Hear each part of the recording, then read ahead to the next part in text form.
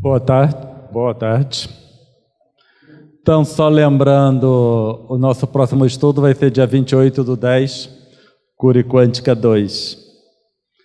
Também relembrando que Cura e Quântica 1, nós falamos sobre a mente propriamente dita, e em Cura e Quântica 2, nós estamos trabalhando a ação da mente no corpo físico, né? Quer dizer, corpo perispiritual e corpo físico, e inclusive no ambiente em si. E aí hoje a gente vai falar uma coisa que todos gostaram muito quando a gente falou em Cura e Quântica 1, que é a função psíquica, só que hoje, lá em Cura e Quântica 1 nós falamos de função, hoje a gente vai falar de função psíquica acolinhada à evolução do espírito em si. Porque sempre, né, a gente tem que pensar que nós estamos caminhando na direção da interação da mente com o ambiente, certo? Então hoje a gente vai ver um exemplo assim, um indício dessa ligação, para nos próximos estudos nós podermos tratar de uma forma mais direta. E aí todos lembram, todos gostaram bastante do nosso gráfico, onde nós falamos sobre o decaimento radioativo, certo? Nós mostramos que esse decaimento radioativo, que é o decaimento do átomo em si, que são instáveis, ele obedece uma lei.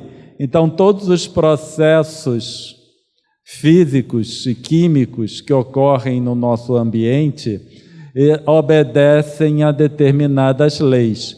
Muitas vezes nós não conhecemos as leis, mas que obedecem determinadas leis, obedecem. Então, esse é o comportamento da quantidade de átomos de um determinado elemento radioativo qualquer, um isótopo radioativo qualquer, em função do tempo. E nós apresentamos o gráfico e mostramos a função matemática que descreve aquele comportamento. Então, todos esses processos que obedecem leis, eles são equacionáveis. Como nós dissemos ainda agora, eu posso ainda não conseguir saber o processo ou a lei que rege, equacionar matematicamente. Mas todo processo que obedece à lei, ele tem ou segue uma função matemática. Então, inclusive no meio científico, muitas das teorias são consideradas válidas porque elas são descritas matematicamente, mesmo que não tenham conseguido comprovar. Então, quando a gente vai para a teoria da relatividade de Einstein, por exemplo, tanto a restrita quanto a geral, o que ele fez primeiro foi o tratamento matemático. Então, a teoria, na sua nascente, em decorrência, obviamente, de algumas observações, ele elaborou a teoria e equacionou. Por isso que era considerada como válida, até que foi comprovada. Tá bom? Então, nosso decaimento radioativo, ele segue essa função, onde o número de átomos do remanescente do isótopo, ele vai ser igual ao número de átomos iniciais daquele isótopo, é neperiano, então é elevado a menos lambda t, onde lambda é uma função, uma constante relacionada com o isótopo em si, e o t é o tempo.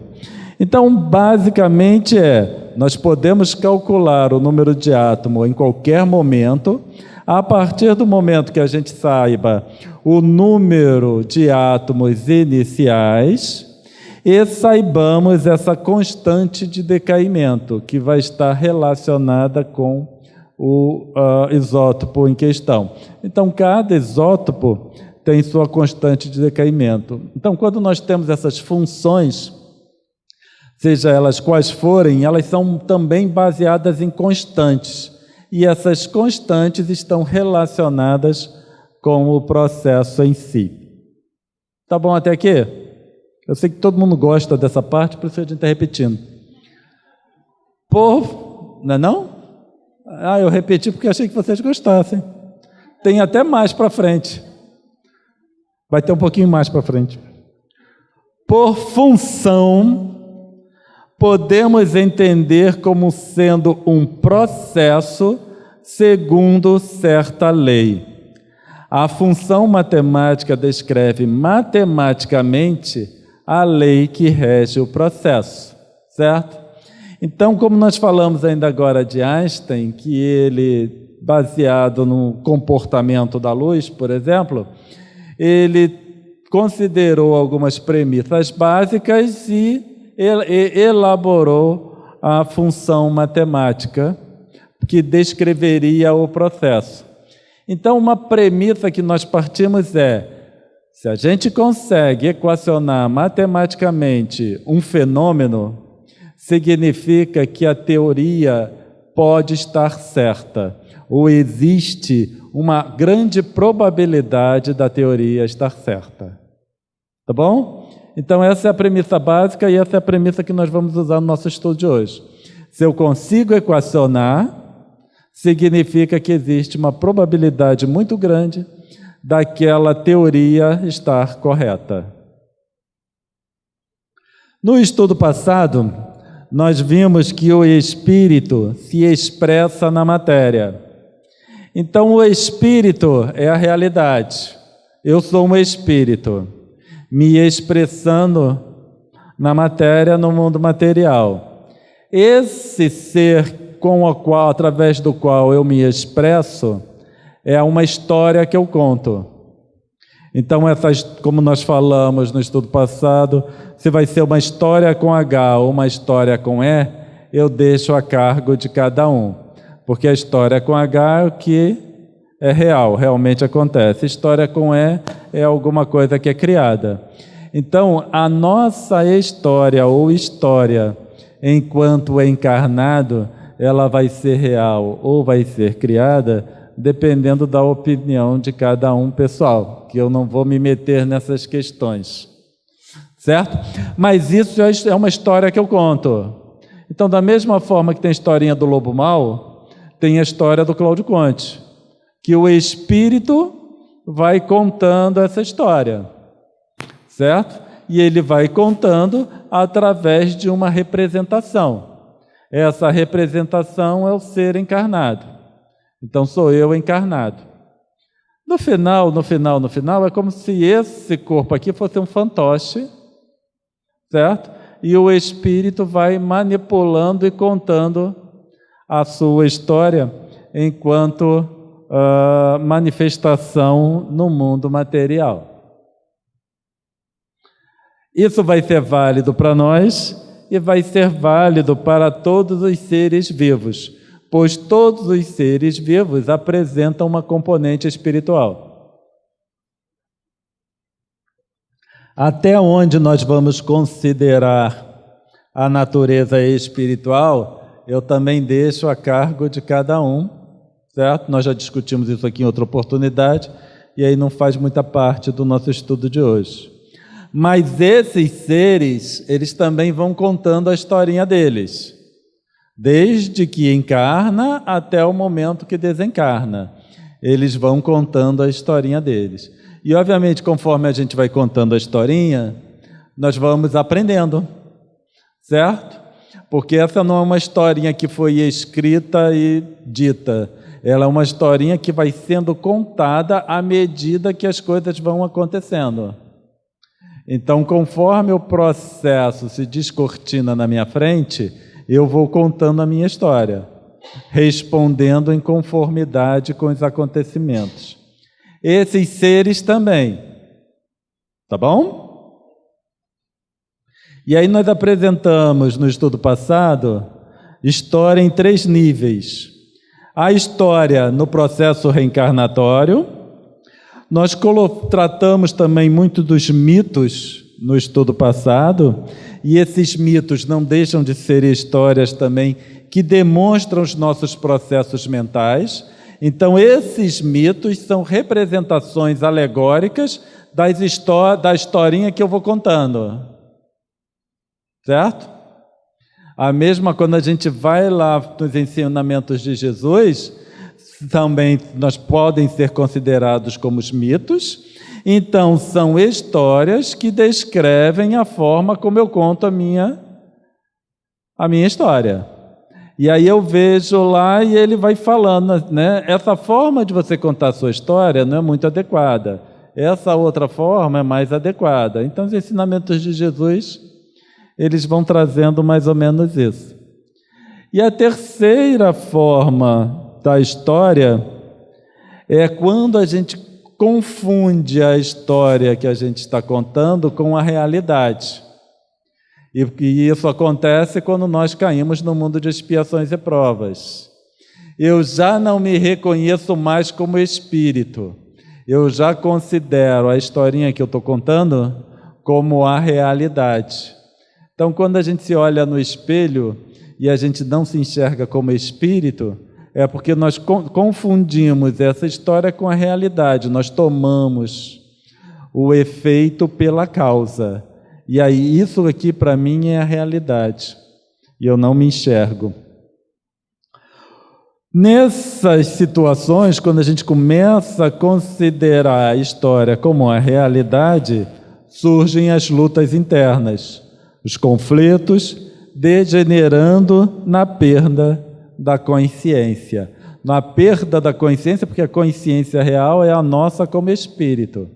E aí a gente substituiu eu substituí a minha consciência como espírito pela historinha, certo?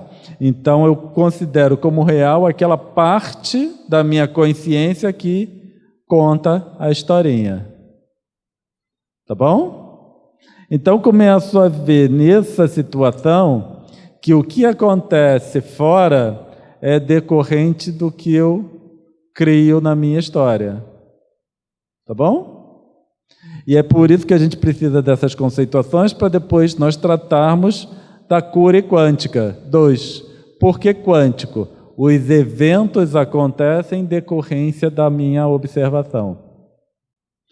E aí nós vimos então que nesse processo a nossa expressão no corpo material passou a ser mais preponderante do que a nossa natureza espiritual.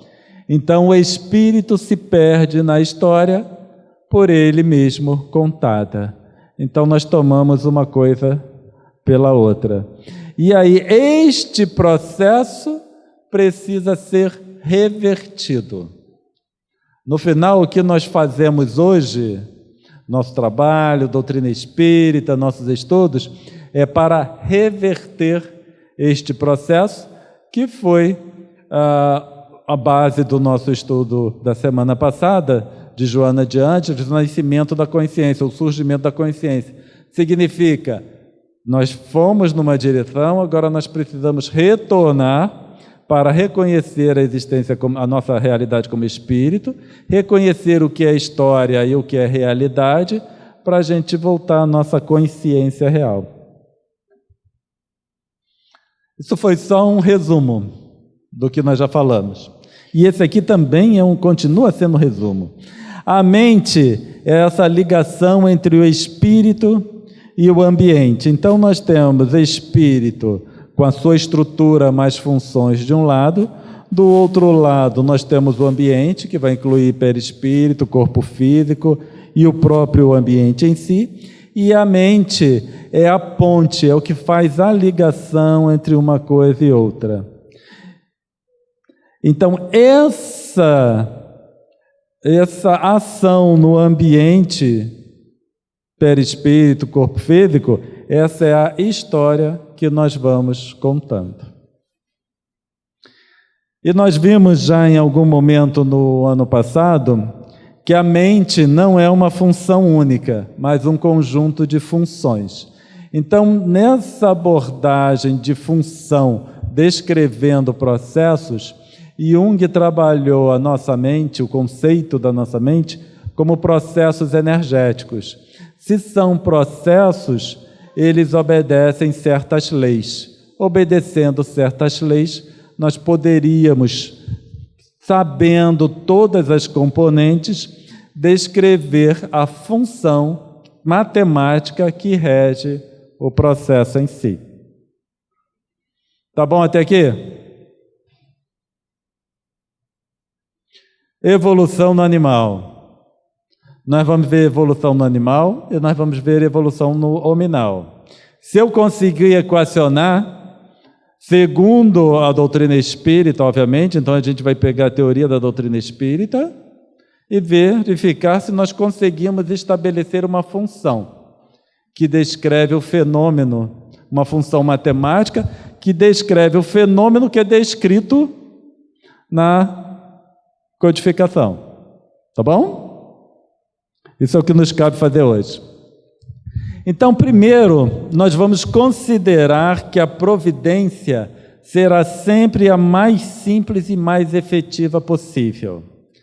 Nós verificamos, muitas vezes, uma tendência a tornar complexo ou complicar as leis de Deus, os fenômenos em si. E a gente sempre vai pecar todas as vezes que a gente vai tentar complicar as leis de Deus ou a providência em si. Porque sendo de Deus, tem que ser simples e efetivo. Isso é a base da engenharia. Quando a gente vai falar em engenharia, engenheiro, o engenheiro sempre vai pensar em estabelecer ou alcançar o objetivo da forma mais simples possível e da forma mais efetiva.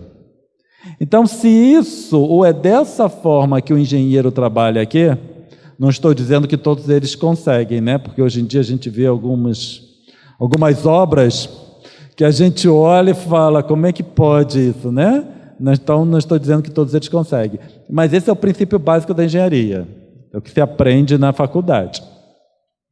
Então, se nós aprendemos isso na faculdade, Deus seria o engenheiro perfeito.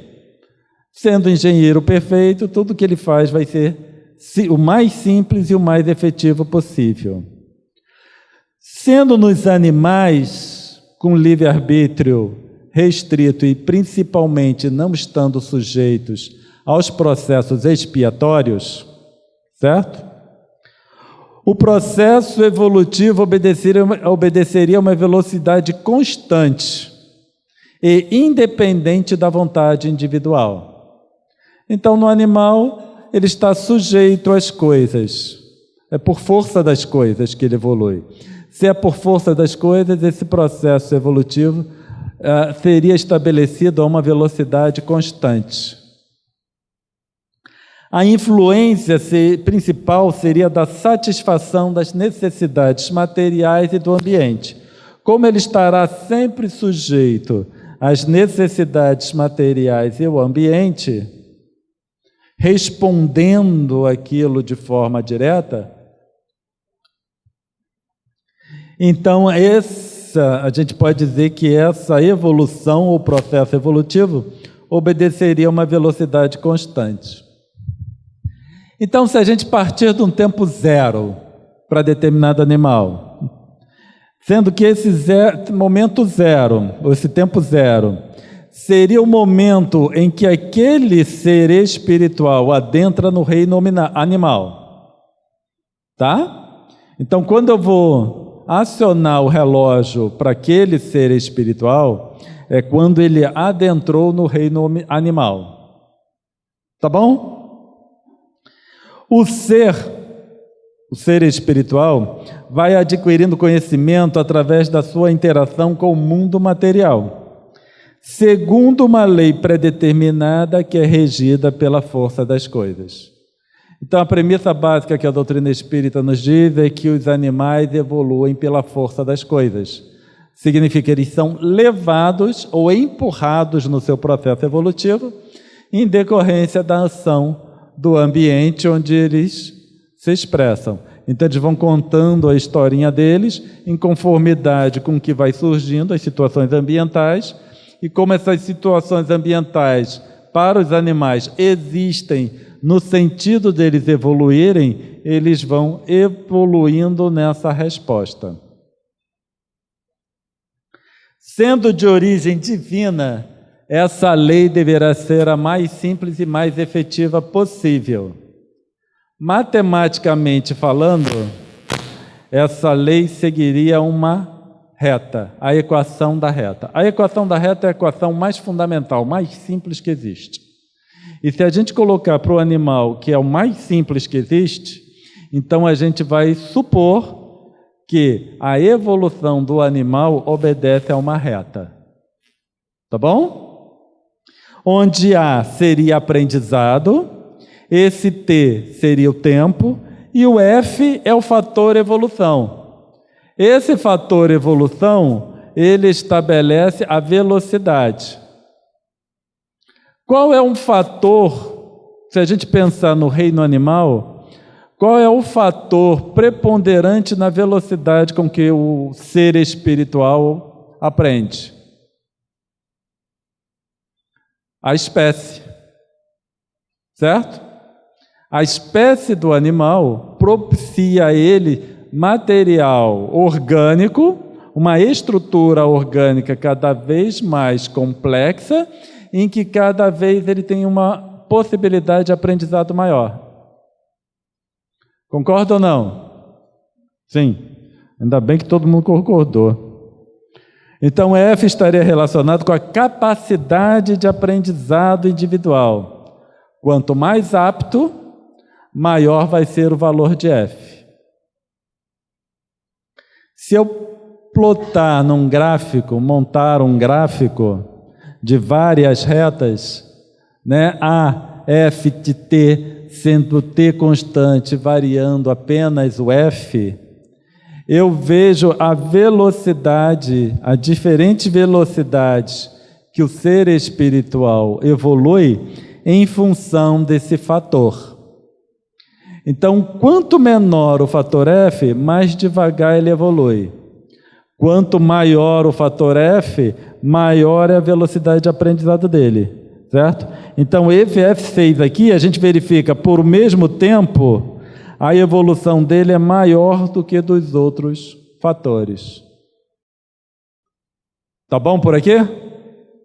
Mas a gente sabe que o ser espiritual no animal, ele não passa a vida inteira numa mesma espécie. Ele vai mudando de espécie. Por isso que a espécie não evolui. Cachorro vai ser sempre cachorro, certo? Lagartixa vai ser sempre lagartixa. A gente não vê que as lagartixas de 2 séculos atrás eram menos ou sabiam menos que as lagartixas do século XXI. A lagartixa se comporta sempre como lagartixa. Então, a espécie não evolui. O ser espiritual que evolui passando pelas espécies, não é isso? Então, em cada momento, aquele ser espiritual vai estar atuando em uma espécie diferente. Então, o comportamento ascensional retilíneo não deve ser o mais provável quando nós consideramos várias espécies. Por quê? Quanto mais se sabe, mais se aprende. Não é isso? Quanto mais eu sei, mais eu vou aprendendo. O conhecimento previamente adquirido dá ensejo para que aprendizados ou conhecimentos novos sejam assimilados. Então, o que nós vamos ter no final é segmentos de reta para cada espécie. Pode parecer que isso aqui é uma curva, mas ele não é uma curva. É formado por vários segmentos de reta. Cada segmento desse com um F diferente. Então, ele começa com um F mais básico, na espécie inicial, vai passando pelas espécies mais complexas, com fator de aprendizado maior, e por isso a inclinação da reta vai aumentando, aumentando, aumentando, aumentando. Ficou claro? Ficou?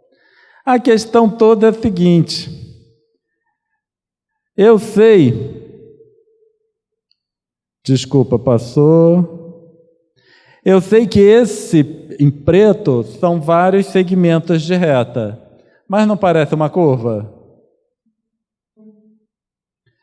Então, quando a gente pega essa combinação dos vários estados de desenvolvimento, embora sejam várias retas, e a gente pega vários segmentos de reta, você consegue ajustar uma curva. Então, esse em azul é uma curva que eu ajustei nos vários segmentos de reta. Isso é um processo matemático que a gente consegue usar. Quando eu vejo essa curva sobre esse conjunto de segmentos de reta, olha qual a equação que eu obtenho. A é igual aprendizado, é igual aprendizado inicial, F de T. Certo? Que é a mesma equação do decaimento radioativo. Então eu vejo o seguinte, eu parto do princípio da teoria lá espírita com relação à evolução dos animais. Junto tudo que a doutrina espírita diz. E eu falo, se isso for verdade, eu posso equacionar matematicamente. E aí a gente busca na teoria a equação matemática que melhor representa aquilo. Ficou claro o que a gente fez? Tá? Isso foi com o animal, a gente ainda tem com o hominal. A gente ainda tem que ver se a doutrina espírita está certa com relação à evolução hominal. Se a gente conseguiu com o animal, o hominal deve ser mais fácil, né? Penso eu. Né? Não? Ficou certo até aqui? Querem que eu repita algum pedacinho? Não? Que ótimo.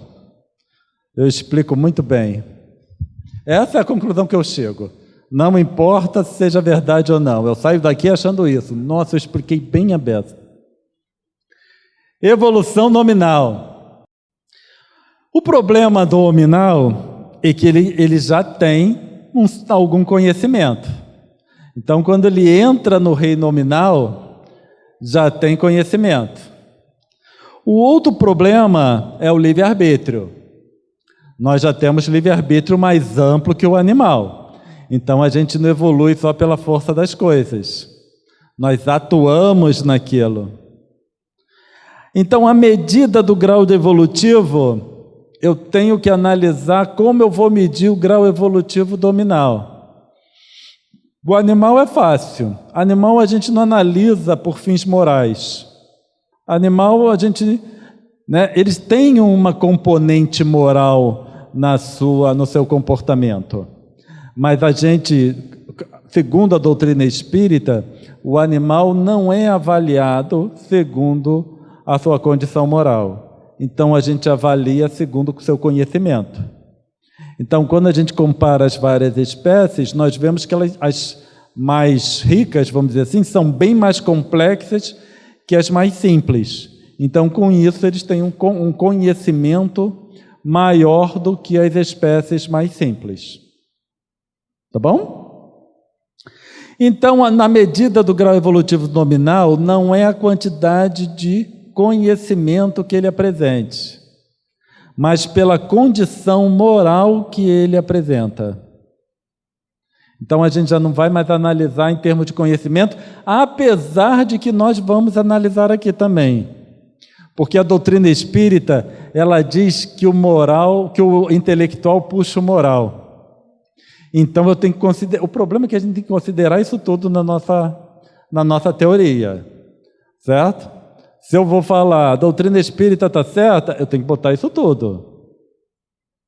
Então, a gente sabe que o que mede o nível evolutivo do espírito é o moral, mas o intelectual puxa o moral. Então, a gente vai ter que botar isso também nessa salada que a gente vai fazer agora.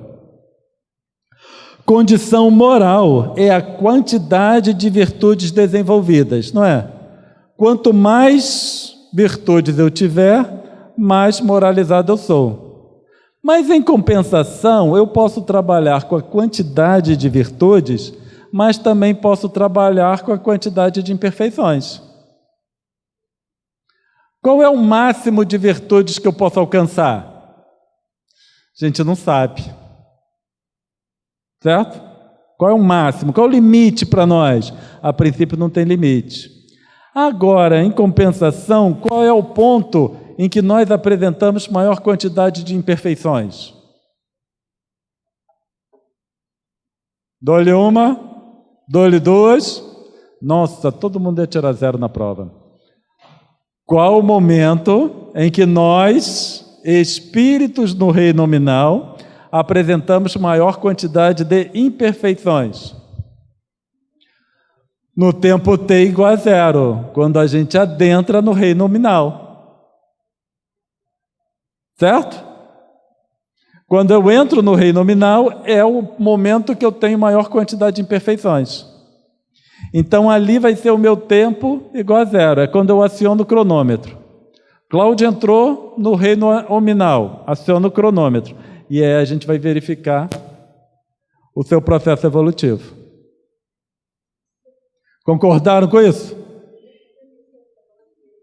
Imperfeições.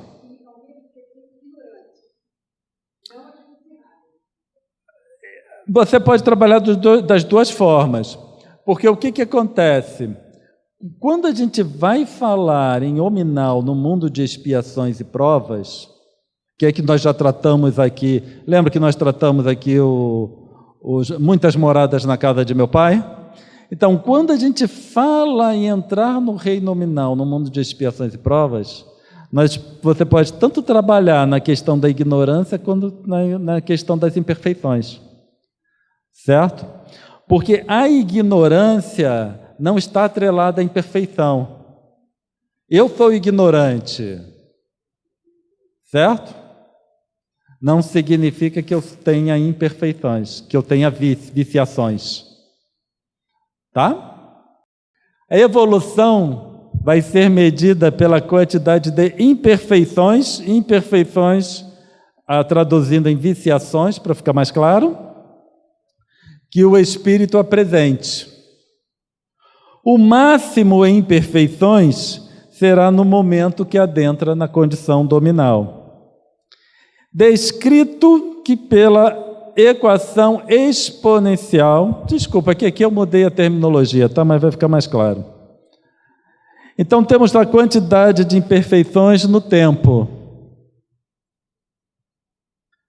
Eu vejo o seguinte: quanto no momento t igual a 0 é que minha quantidade de imperfeições é máxima. E eu vou então aprendendo e essa quantidade de imperfeições vai diminuindo. A questão toda é: perfeito nós nunca seremos, certo? Então, quantidade de imperfeição igual a 0 também nós nunca seremos, certo? Aí é que está a questão. Essa equação não tem nenhuma solução em que a quantidade de imperfeição chega a 0.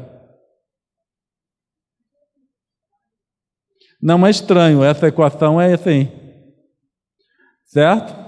Quando a gente trabalha com uma exponencial negativa,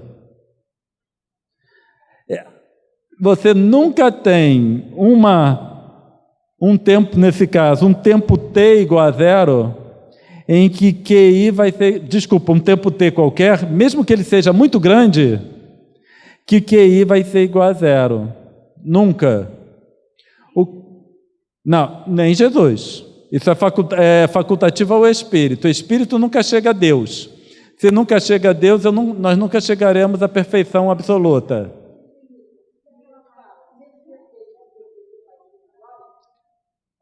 Olha só, é que quando a gente joga para Jesus, não faz a menor diferença. Entendeu? Exatamente. É por uma aproximação. Se você pegar assim, um prédio, você está aqui embaixo, um prédio de 50 andares. Na hora que você olha lá para cima, você não distingue mais o 20º do 30º. Então fala perfeito igual perfeito é o Pai. Para nós, exatamente. E aí o que acontece muitas vezes? Nessa equação, se a gente for colocar no computador, se por acaso vocês forem fazer esse teste, se vocês colocarem um T muito grande, vocês vão encontrar um QI igual a 0. Mas não é que o valor real é igual a 0. É porque estourou a capacidade do computador. Tá? Quando você estoura a capacidade do computador, o número de casas decimais que o computador consegue resolver, aí ele vai dar resposta igual a 0. Mas a equação em si, ela nunca leva a 0. As leis de Deus são impressas na consciência. Então eu nunca posso dizer que eu desconheço as leis de Deus. Ponto. Isso é um fato. Está lá na doutrina espírita. Ponto. Agora, as leis de Deus é amar a Deus como todas as coisas e ao próximo como a si mesmo. Ponto. O resto todo você pode chamar de ignorância. Eu não conheço as leis matemáticas, é ignorância. Eu não conheço sair daqui e ir até a minha casa, é ignorância. Eu não conheço a língua portuguesa, é ignorância. Mas a partir do momento que eu ajo contrário à lei de Deus, que é amar ao próximo como a mim mesmo, isso não é ignorância. Se a gente agisse em conformidade com a lei de Deus, não existiria processos expiatórios. Eu não castigo meu filho quando ele faz coisas certas. Ele vai ser repreendido quando ele faz coisas erradas. Agora, eu só considero que ele fez errado quando ele já sabia o certo. Se ele não sabe, ele é ignorante. Aí eu ensino, não repreendo. A partir do momento que eu garanto que ele aprendeu e continua fazendo errado, aí eu repreendo.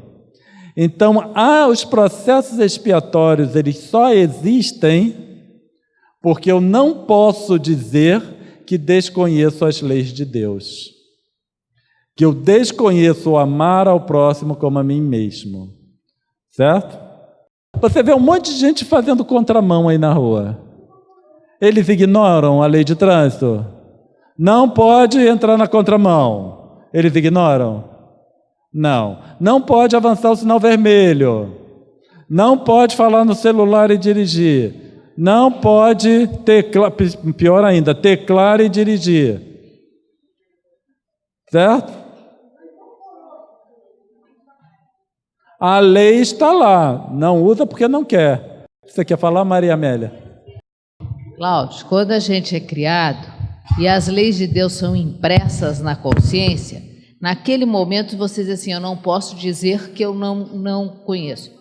Eu posso dizer que eu não tenho a mínima consciência do que aquilo significa. Que no frigir dos ovos vai dar a mesma coisa. Eu vou, ao longo do meu desenvolvimento, eu vou aprender a ter consciência. Aí eu passo a conhecer. Infelizmente não é assim que acontece. Não, é por isso que eu estou no mundo de expiações e provas. Se fosse assim, eu não estaria no mundo de expiações e provas, eu estaria muito melhor. Não. Não. Infelizmente não é assim.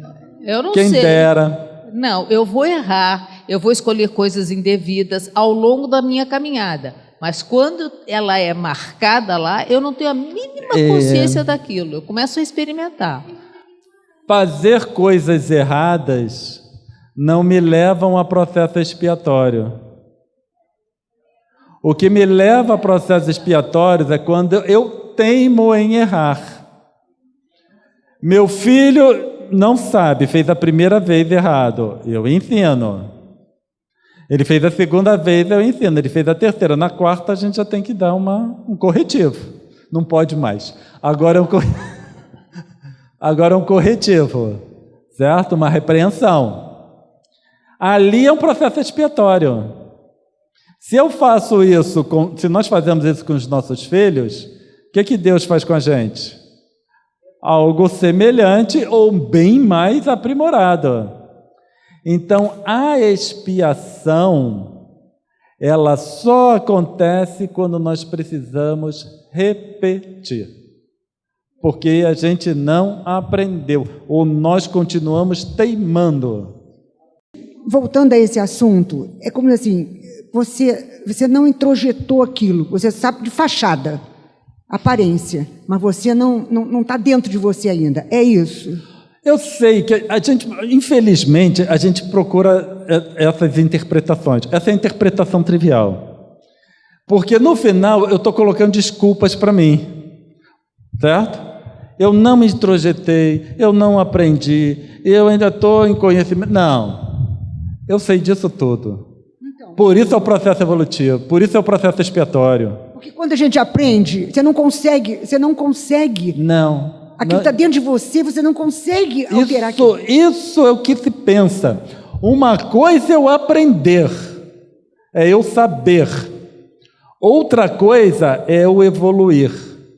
São duas coisas distintas. Vou citar um exemplo, desculpe se eu vou citar um exemplo próprio acontecido comigo ontem. Eu fui almoçar num lugar e esqueci. Hoje, quando eu chego em casa, estava lá a coisa que eu tinha que pagar com aquilo ali. Você recebe, quando está almoçando, recebe aquele coisinha para pagar no caixa. Hoje, de manhã, quando eu fui arrumar minhas coisas ali, eu falei, ué, se isso está aqui, eu não paguei. Eu vou voltar ao lugar para pagar. Se fosse em outros tempos meus, eu digo, que bom, não ia. Entendeu? É isso que eu quero dizer. Entendi. Aquilo está introjetado. Então, eu aprendi. Entendi. E estou fazendo. Isso sim. Agora, se eu não vou, que bom, não vai pagar. Desculpa eu falar para a senhora, mas a senhora está no mundo de expiações e provas. Então, faz muita coisa errada, que a senhora já sabe. Tá? Isso é só uma coisa que melhorou. O que vocês estão falando... O que vocês estão falando é isso aqui. Tudo que vocês estão falando, não aprendi não sei o que, é isso aqui, ó. Considerou a história como realidade. Então eu considero a minha história como realidade. Aí significa, não, eu preciso aprender, porque tudo está na minha historinha. Na minha historinha eu não sei. Essa é a historinha que eu estou contando para mim e para vocês. Eu não sei. Mas essa história, ela não é a realidade.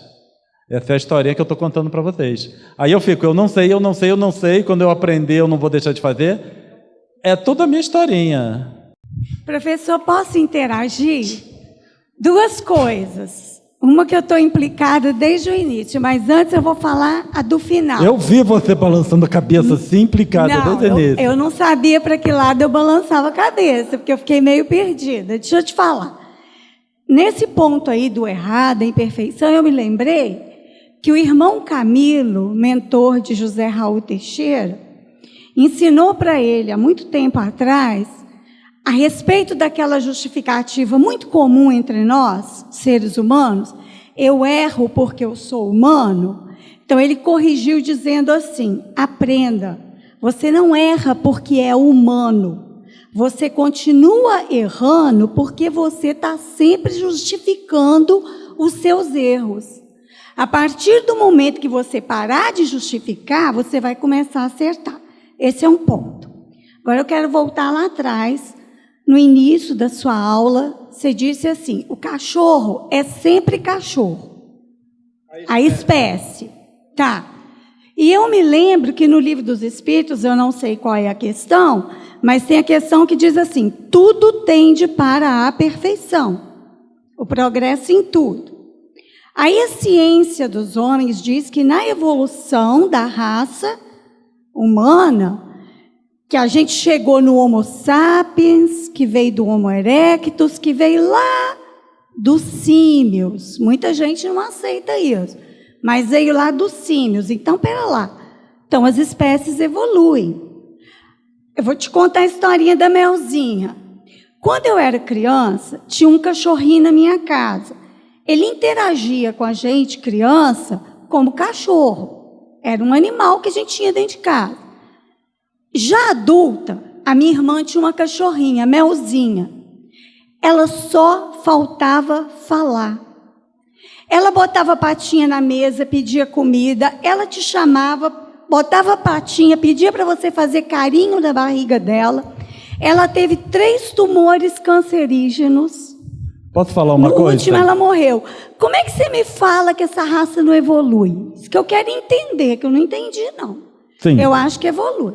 A gente não tem nenhum cachorro engenheiro, nem médico, nem Não, eu arquiteto. entendo. Eles agem por Não intuição, temos. não tem o senso moral.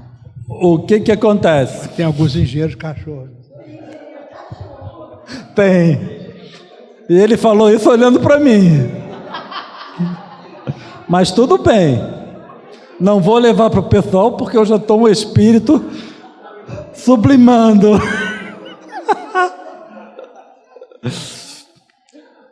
Os animais, eles são mais do que nós pensamos. Quando você fala uma observação dessas, é tudo em decorrência da nossa avaliação restrita que nós temos dos animais. Por isso a gente acha que eles estão fazendo muito, eles não estão. Eles fazem o que a capacidade deles, só que a gente não reconhece isso. A gente entende animal como instintivo apenas. Há uns anos atrás, teve um congresso na Inglaterra, se não me engano, e uma série de neurocientistas, eles elaboraram uma declaração estabelecendo os animais também como seres sencientes. Eles têm capacidade cognitiva e etc, etc, etc. Então, tudo aquilo que os budistas falam, os hinduístas falam, sobre os animais desde 4.500 anos, etc., esses neurocientistas, eles colocaram nessa declaração. E entre os cientistas presentes estava inclusive Stephen Hawking, que todo mundo conhece. Então, o problema, quando a gente se depara com o seu cão, não é que eu estou surpreso do seu cão ter feito isso. Eu reconheço a capacidade dele fazer isso. Só que nós não enxergamos os animais dessa forma. O erro é nosso. Quando a gente se surpreende com esse cão, o erro é meu, não é do cão. Os animais, eles têm uma inteligência emocional muito grande. Porque a inteligência emocional é, diante da situação, saber responder adequadamente. Os animais são melhores que nós, por exemplo, em termos de inteligência emocional. Eles sabem responder às situações que se deparam. Muitas vezes nós não sabemos. Tá? Então não estou surpreso. Se o animal fez isso, faz muito mais. Mas ali é o ser inteligente que está ali fazendo. Por ser um ser inteligente, ela faz isso tudo. E faz mais ainda. Tá? O espírito, eu gosto de falar, se ninguém se importar, eu trato os animais também como espíritos, tá? Então, o espírito ali que está passando pela espécie. O que acontece? Nós temos nós como top, certo? Rei nominal. Isso aqui, perto, por exemplo, de como um Jesus se expressa hoje, esse corpo é mais rudimentar do que uma bactéria. E aí você vai dizer, então, você lá no... É que Jesus não fala essas coisas, tá? A gente que, né, fala como se ele...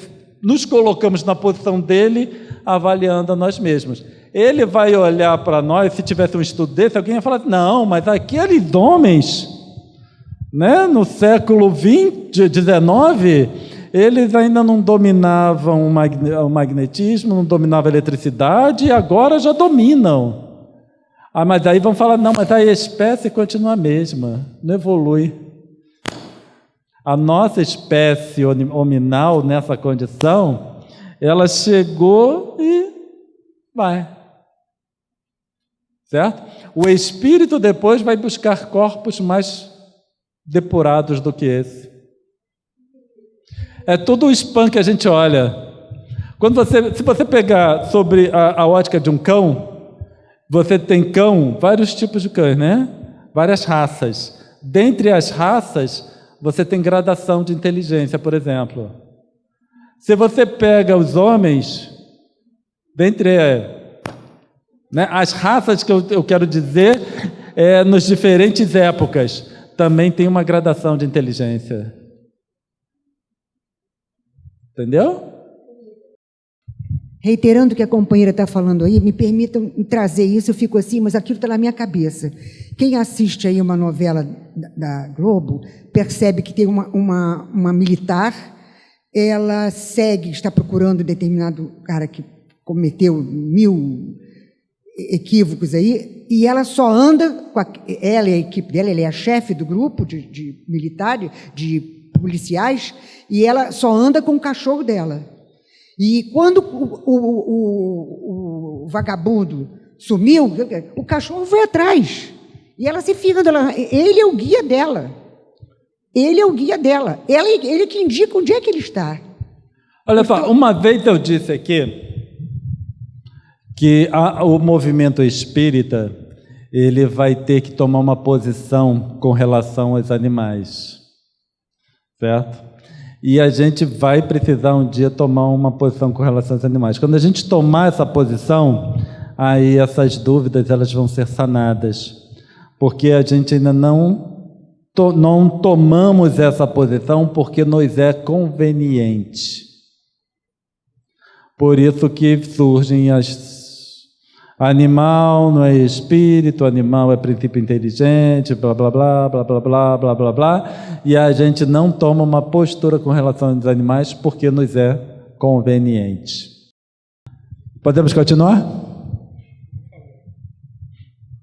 Então, nós paramos nesse slide, depois nós voltamos, né? Então, nós falamos que uma opção é trabalhar com a quantidade de imperfeições, porque é a medição do nível evolutivo do espírito.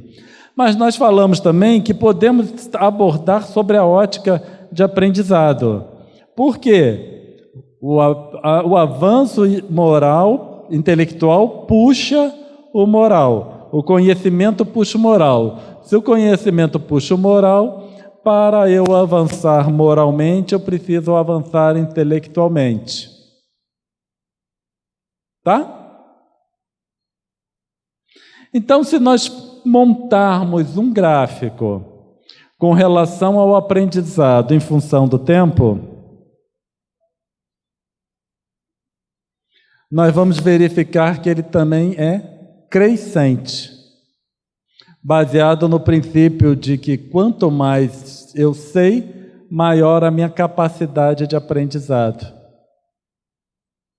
Quando eu olho para essa equação, também é facilmente descrita como aprendizado é igual a aprendizado inicial é F de T. Que também é a mesma equação.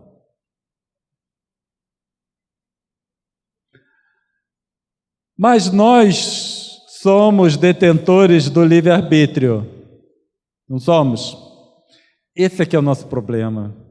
Livre-arbítrio é o nosso problema. Então, eu não posso estabelecer uma função fixa para o hominal, como a gente estabeleceu um F para a espécie animal. Como eu tenho livre-arbítrio e vocês têm o livre-arbítrio, eu não posso estabelecer um F fixo para o hominal.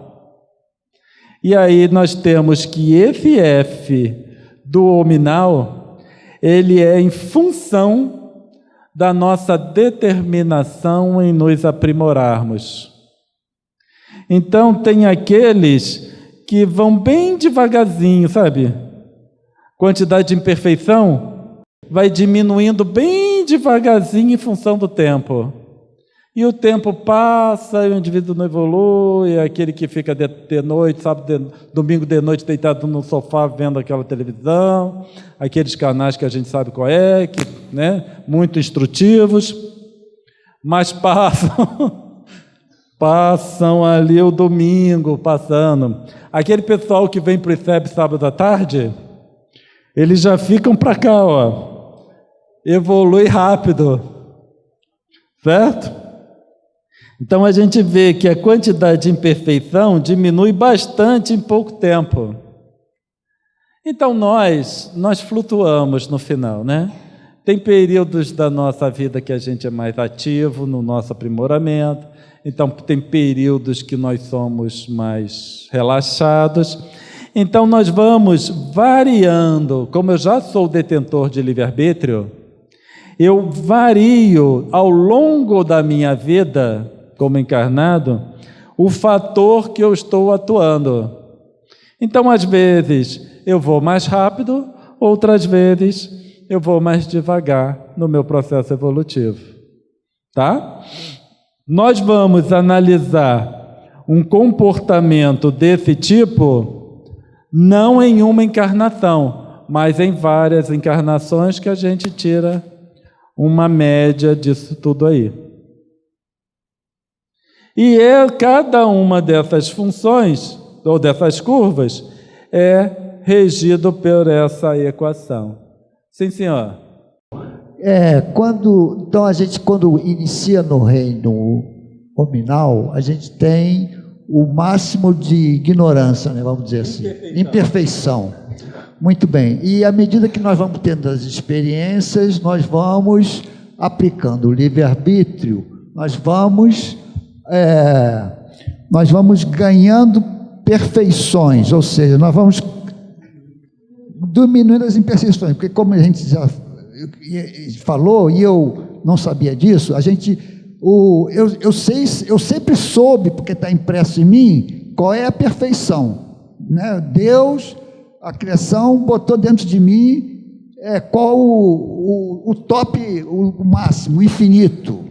Eu tenho dentro de mim. Agora, eu não sei chegar lá e aplicar. Mas, à medida que a vida, eu vou me deparando na vida, eu vou me depurando e vou tomando consciência da perfeição. Mas tem uma posição de um ser, né, quem sabe se dá por que motivo, né, ele diz, quer saber, eu vou chutar o balde. Eu sei que o certo é não matar o próximo, mas eu vou matar sim, porque aí eu roubo ele, eu quero ser rico, embora eu sei que depois eu vou ter que pagar esse preço, mas é aquele espírito que chuta o balde e faz tudo errado. Daqui a pouco eu vou me perder, eu não vou entender essa pergunta. A pergunta é a seguinte, eu vou me perder no colóquio. Esse espírito, ele não anda para trás? Espírito não retroage. Nada como mostrar o slide. Nós nunca podemos esquecer. Essas avaliações que nós estamos fazendo é nessa confusão da realidade com a história. Meu comportamento enquanto história, enquanto Cláudio Conte, é cerceado pela sociedade. Aí é que está o pulo do gato. Meu comportamento é cerceado pela sociedade, pela educação dos meus pais, várias coisas. Eu não posso dizer, tomar o nível evolutivo que eu me encontro por essa forma que eu me expresso. Eu nasci num lar, fui tratado de determinada forma, fui conduzido daquela forma, então foi moldando o meu caráter. Para essa história, para Cláudio Conte, a partir do momento em que o Cláudio, o espírito que se manifesta como Cláudio, se liberta da história, aí ele vai se apresentar como ele é. Numa próxima encarnação, diante de uma outra sociedade, de outra condição, eu posso escrever minha história de forma completamente diferente. Conclusão: eu não posso me basear pelo meu comportamento hoje do que eu sou como espírito. Porque eu venho em casa espírita, eu leio evangelho e eu fico o tempo todo em contato com determinados ensinamentos. Alguns eu não consigo fazer, ser brando e pacífico. Nossa, é difícil essa. Mas eu leio várias vezes, porque eu preciso ser brando e pacífico. Mas vários outros ensinamentos eu estou lendo. Então aquilo vai me moldando enquanto história. Enquanto esse molde não chegar ao espírito, o espírito se transformar, eu vou continuar no mundo de expiações e provas. Se eu olhar para mim hoje, de repente, Cláudio, você caberia no mundo de expiação, de regeneração. Às vezes eu me analiso, eu acho que eu sirvo para o mundo de regeneração. Mas é essa história que é compatível com o mundo de regeneração.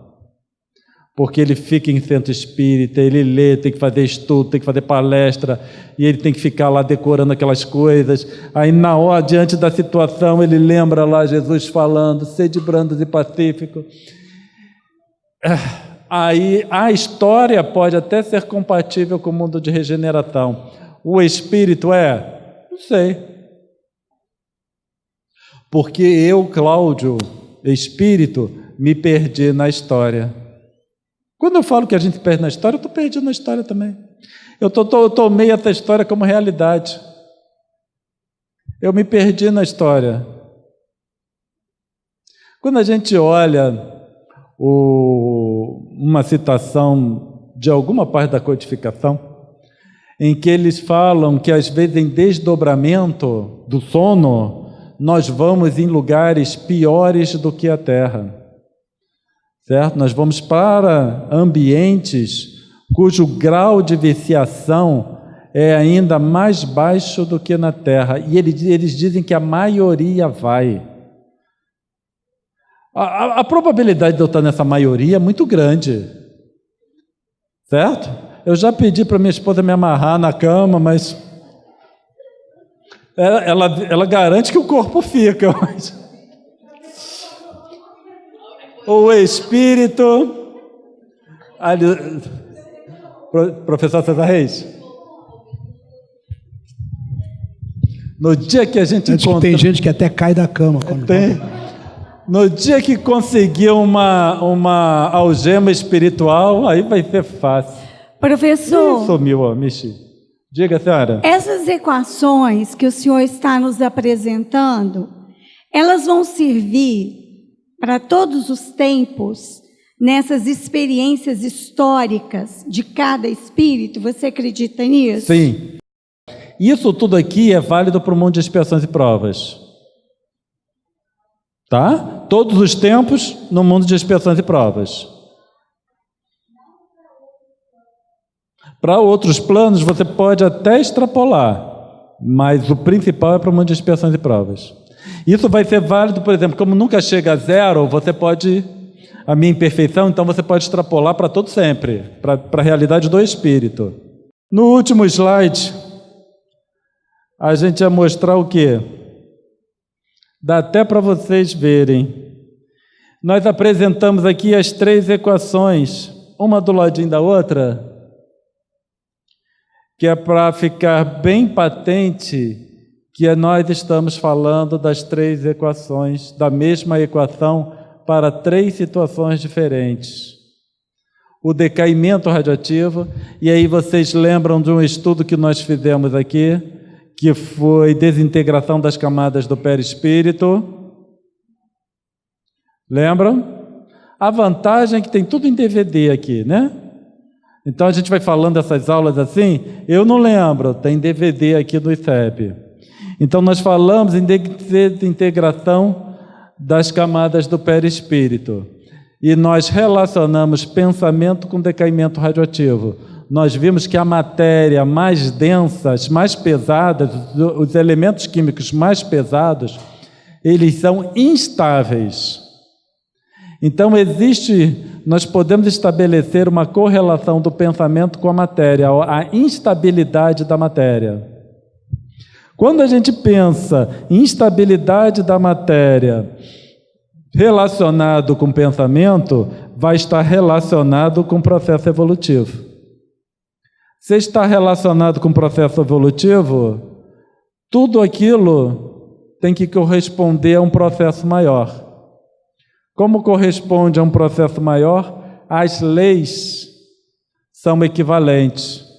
E com isso a gente consegue demonstrar matematicamente que as leis são as mesmas, porque a função matemática é a mesma. Ficou claro? Certo? Então, se eu digo, mostrei lá, decaimento radioativo está relacionado com a perda das camadas do perispírito, que está relacionado com o pensamento do espírito, que quando a gente falou pensamento é nível evolutivo do espírito, eu tenho que demonstrar isso matematicamente. E aí essa é a demonstração matemática do que nós falamos anteriormente. Então o mundo material, a matéria, está relacionado com a nossa mente. Que se vocês forem lembrar, o que nós falamos esse ano sobre muitas moradas na casa do meu pai, nós demonstramos que aquela teoria, muitas moradas como mundos habitados e estados da alma na erraticidade, nós trabalhamos aquilo e terminamos numa equivalência, em que os diferentes mundos habitados estão relacionados, na verdade, com o estado da alma na erraticidade. Então, nós temos uma equivalência entre estado de mundo e estado mental. Nós mostramos aqui que, matematicamente, isso tudo pode ser demonstrado. Quando a gente olha a doutrina espírita, a base da doutrina espírita para nós, no mundo de expiações e provas, é a ação do pensamento sobre o fluido, a ação do pensamento sobre a matéria. Se está certo, eu consigo demonstrar matematicamente. Então, o que vocês precisam, que nós precisamos sair daqui entendendo? Não precisa entender função, decaimento radioativo, exponencial, não precisa entender nada disso. Só precisa sair daqui com segurança de que o mundo material, os fenômenos materiais, estão atrelados ao nosso pensamento, ao nosso nível evolutivo, como a doutrina nos apresenta. Então, a finalidade é fortalecer os ensinamentos da doutrina espírita com esse estudo que nós fizemos hoje. E esperamos ter alcançado o nosso objetivo. Fechou? Todo mundo se acalmou? Vão sair com o coração pacificado? Depois dessa aula facinha, né? Simples. Alguém quer colocar alguma coisa a mais? Eu gostaria de fazer só uma observação.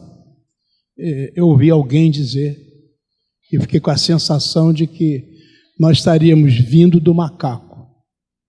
Não viemos do macaco, nem viemos de nenhum animal. Aliás, é muito claro, né? A André Luiz e Emmanuel nos falam isso com muita clareza. Não houve uma descida da árvore em que o macaco se transformou no homem. Tá certo? O princípio que está ali é um, o princípio em nós é outro. O ser humano é um espírito individualizado, né? Simples e ignorante, ou seja, completamente cheio de imperfeições, como ele falou aí, nesse momento zero. Mas aí nós começamos nossa trajetória.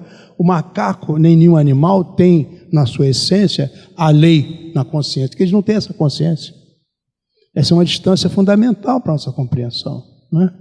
Aí nós vamos começar, a partir da primeira encarnação, cada vez mais essa consciência vai aflorar com um processo evolutivo que a gente vai ter aí. Só queria deixar isso, né, porque fiquei com a sensação de que se imaginou que nós descendemos do animal A, B ou C. Não é isso, deixar isso claro, né? Posso só falar, complementar? Por favor. Só deixar claro que nem todos coadunam com essa forma de pensar. É verdade. Tá? Eu sou um que não coaduna com essa forma de pensar. Tá certo. Só para esclarecer. Tá bom.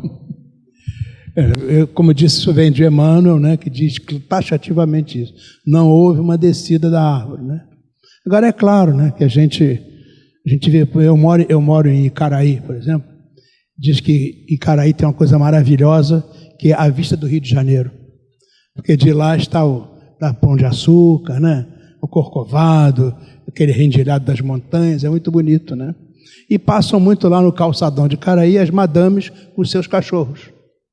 Olha, tem dia que é tão bonito que eu já vi pessoas se ajoelharem ali e fazer uma oração por causa do pôr do sol, que é lindo, as cores. Eu nunca vi um cachorro fazer uma oração. Se ajoelhar, não faz. Não faz. Né? Mas o que não quer dizer que não tenha sensibilidade. Tem sensibilidade. Né? Existem sensibilidades maravilhosas nos animais, como ele disse, a gente nem imagina, a gente nem desconfia. Né? Mas há uma distância, uma diferença, né? Que nós não podemos deixar de compreender. Tá certo?